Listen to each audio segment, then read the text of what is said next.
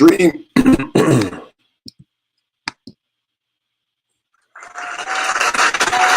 Stream.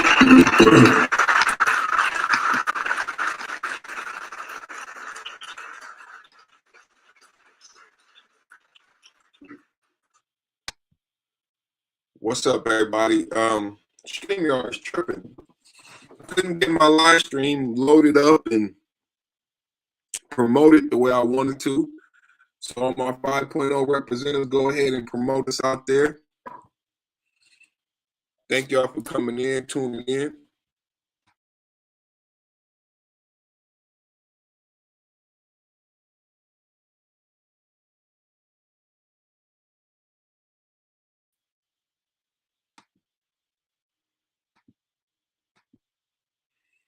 Thank y'all for coming in, tuning in. Perfect Timing Podcast with the Blast on your ass real fast. Yeah, StreamYard been tripping. I seen my boy have some issues with his stream. I don't know what's going on, but we was able to backdoor. I was able to backdoor StreamYard to get you guys these closing statements. It's a glorious thing too.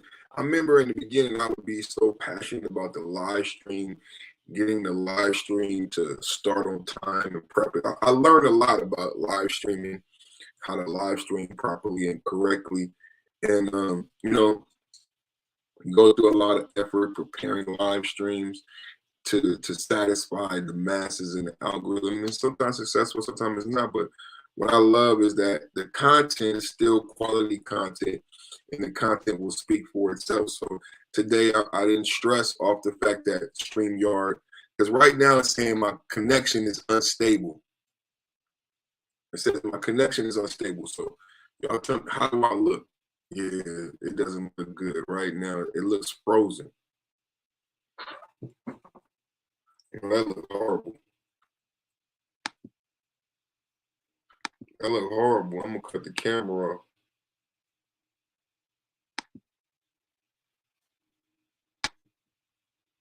How does it sound? How does it sound? Oh, it's horrible. This is just horrible. Oh man, StreamYard, what you doing to me? So I'm just going to. We're not gonna do no music. We're gonna play the closing statements, and so we can get this added to the playlist. And I'm gonna go mess with the router. I just put my dog up, so I looked at the router. So everything is okay with the router. I don't know what's going on, but let me get our banner up here. Let me get our banner up here. God bless everybody in the chat. We got closing statements, closing arguments.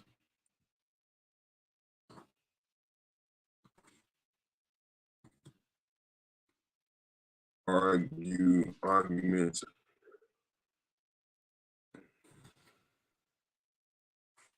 Closing arguments today.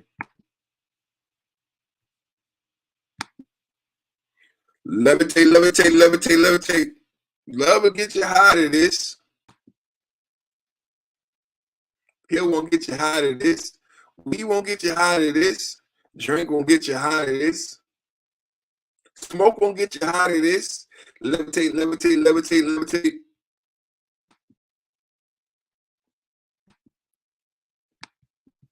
How y'all doing today? What's today?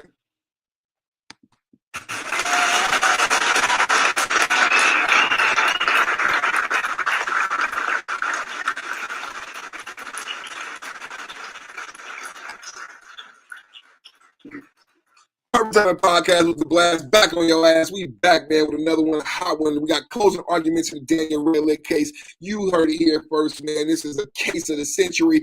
It's the stepdaddy husband. I said it first, man. Stepdaddy hubby got murdered by his 20 years younger wife. Met her at 25 years old, was married to the mother. They were married for 17 years, had two beautiful children. She joined dating sites, cheated, left multiple times. He loved her, took care of the kids. She never loved them, never cared. Oh, she was a dirty Danny Diddy. But what ended up happening at the very end, you guys, is a very sad story. She bought a cheeseburger and he wanted some. He wanted a bite, and that's how it happened. And now I started rapping. So Danielle Redlick killed her husband over a cheeseburger, but it wasn't a cheeseburger. It wasn't a murder. It was a cheeseburger murder. And it was so hurtful. You know what I'm saying? 2 kids. The daughter couldn't even talk to her mama no more. She like, what's wrong? You killed my daddy. You killed my daddy, just like Bruce Lee. You killed my daddy. You don't ask me to be friends with you, and you killed my daddy. So it's a stepdaughter, it's a wife, it's a stepdaddy, and a husband. A 17-year marriage. He was married to the mama. The mama had cancer. He took care of the mama on her deathbed. When the mama died, the 25-year-old piece of shit showed up. She didn't have a job. She didn't have a husband. She didn't have a college degree. She was working at a bar. She was a 25-year-old slut, degenerate, and she didn't have shit. So she moved in with her dead mother's ex-husband.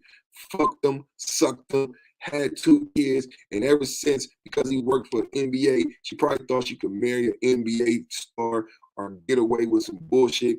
But in the end, she tried to kill him for the money in the house. Did Danny do it? Yeah, Danny did it. In the beginning, she lied, you guys. In the 911 call, in the playlist, you'll see that she lied about stabbing her husband. She lied and said he stabbed himself and died from a heart attack. When she later under interrogation admitted that she stabbed him. She also lied about the fact that after he was stabbed, she didn't call 911 for 11 hours. She lied and said she couldn't find her cell phone. Guess what, ladies and gentlemen?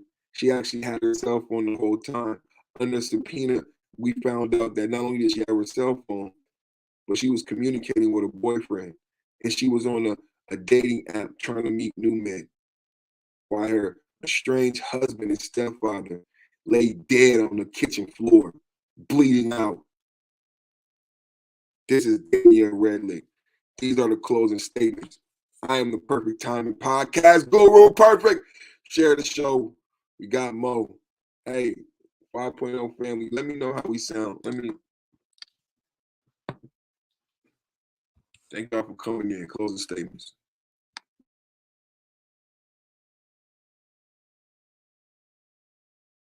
Moments, minutes left in this world.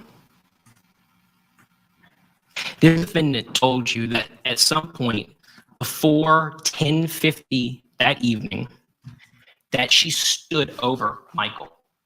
She stood over Michael with her phone in one hand and a thought in her head. She told you that she thought it was possible that Michael could be saved because she wouldn't do CPR on someone she thought was dead. And in that moment, Danielle Redlick had a choice.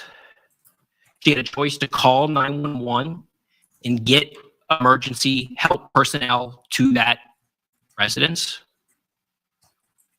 or she could do what she did, which was perform amateur CPR. She is standing over him with the power to help. She chooses in that moment to let Michael Redlick bleed to death. Why? Why did she let him, she believed he could be saved, die on that floor? She told you, and the state is not arguing, that Miss Redlick intended to kill Michael Redlick. She cared more about not sitting in that chair that she sits in today than saving Michael's life.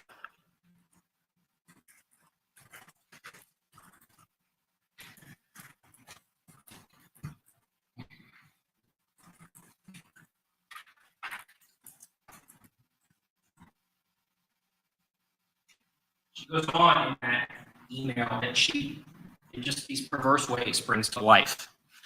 It talks about how she really wanted the Romeo and Juliet story, a soulmate to trust, melt into, be there, and even died for. That's not the only time you saw this reference to Romeo and Juliet come up. You see it in her Meet Mindful account, this desire to have the Romeo and Juliet love. And if we think back to maybe our high school or English class, the story of Romeo and Juliet, those star-crossed lovers, that when Juliet sees Romeo dead, having drank the poison, she arms herself with a dagger and takes her life. 11 or so hours later, this defendant arms herself with a sharper knife, that silver knife that's in that kitchen sink, and she slits her own wrists.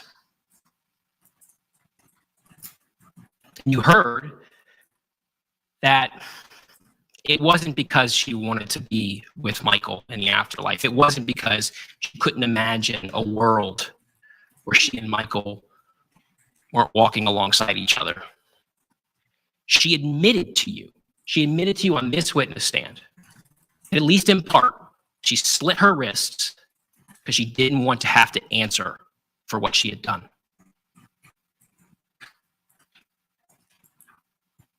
Now let's compare and contrast how this defendant acts when she stabs Michael and he is gushing blood into that home.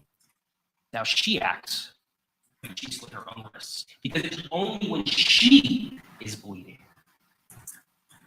that she dials 911.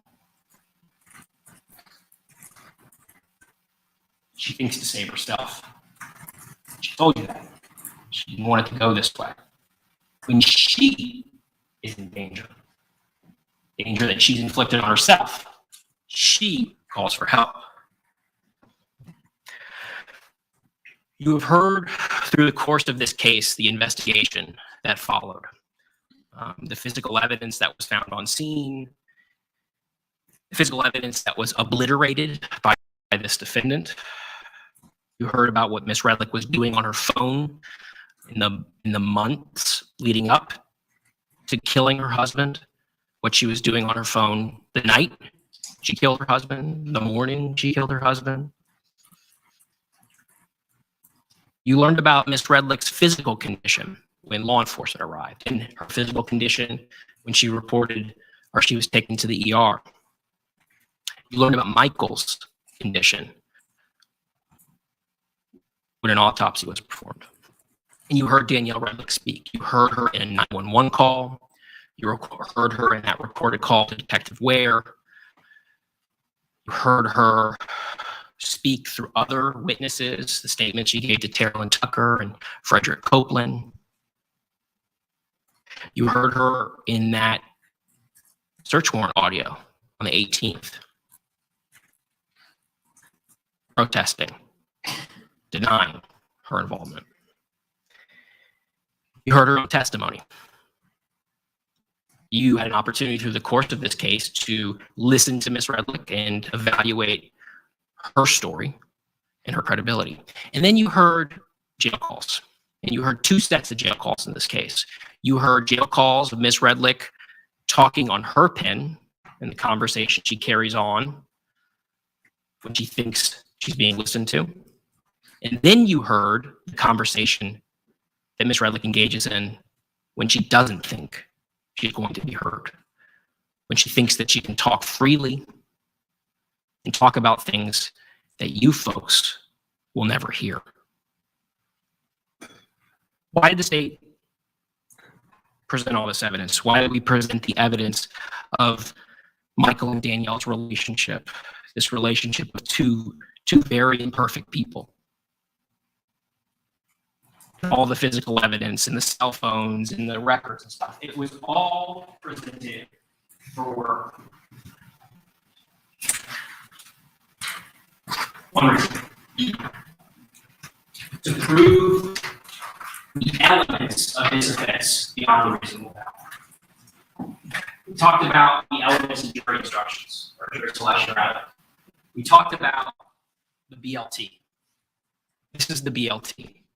This is the bacon, the lettuce, and the tomato of this case. This charge the tampering charge, and the lesser included manslaughter charge. All of that evidence is directed at these elements and these elements alone.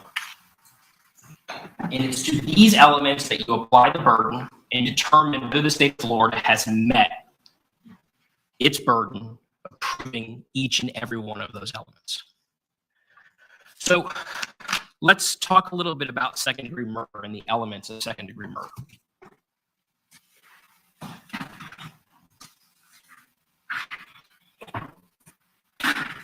Element number one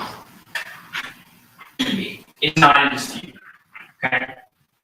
Element number two is the act of Ms. Redlich jabbing that knife into Mr. Redlich's shoulder. Now, that's a criminal act unless, of course, it's justified. That is the criminal act, and there is, as Ms. Redlich said, a justification for it that you're going to have to consider, and you've been instructed on these decisions, these instructions. And then you have element three. Element three is kind of, I have to imagine for a group of jurors who's never seen the definition of second-degree murder, probably very strangely. The state of Florida has to prove that there was an unlawful killing, so unjustified, of Michael Redlich by an act imminently dangerous to another and demonstrating a depraved mind without regard for human life. Fortunately, you get some definitions of what a depraved mind is and what an indifference to human life is, and that's what you see down here. These three bullet points to help you understand that kind of strange formulation in element three. So let's talk a little bit about the evidence that you have to each one of these aspects that the state has to prove in element three. We have a person of ordinary judgment who know it is reasonably certain to kill or do serious bodily injury. So in this particular case, the evidence is overwhelming from the defendant's testimony.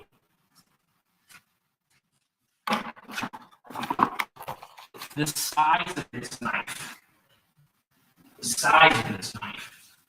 and the testimony of the medical examiner, that the choice to take a knife like this and plunge it into someone's body where veins, arteries, organs are all located, a person of ordinary judgment would know that it's likely to do, at the very least, serious bodily injury. You know, you take a big old knife and you jam it into someone, serious bodily injury is going to occur. And we have a definition of serious bodily injury. Serious bodily injury means a condition, physical condition that creates a substantial risk of death, serious personal disfigurement, or protracted loss or impairment of the function of any bodily member or organ. So in this case, we have testimony that each one of the knife wounds to Mr. Redlich